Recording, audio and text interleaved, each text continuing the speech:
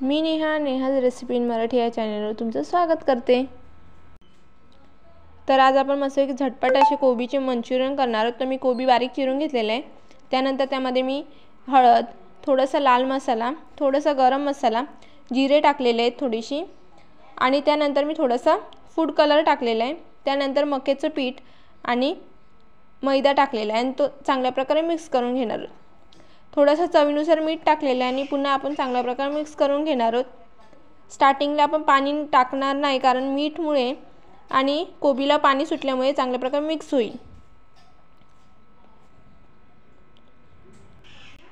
तर चांगल्या प्रकारे मिक्स करून झालेलं आहे। आता मी साईडला तेल गरम करत ठेवलेला।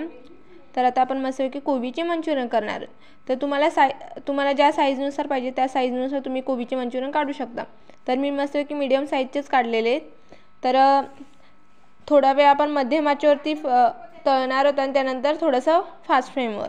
तर मस्तपैकी आपले कोबीचे मंचुरियन तळून होत आहेत। तोपर्यंत माझ्या चॅनलला नवीन असेल तर नक्की लाईक करा, शेअर करा आणि सबस्क्राईब करायला विसरू नका। आणि प्लीज बेल आयकॉनला क्लिक करा, ज्यामुळे नवनवीन रेसिपीचे नोटिफिकेशन तुम्हाला येत राहील। तर आता आपले मस्तपैकी कोबीचे मंचुरियन रेडी होत आलेले आहेत। तर मस्तपैकी साईडला काढणार आणि मस्तपैकी सर्व करा आणि एन्जॉय करा। तर व्हिडिओ आवडला असेल तर नक्की लाईक करा, शेअर करा आणि सबस्क्राईब करायला विसरू नका।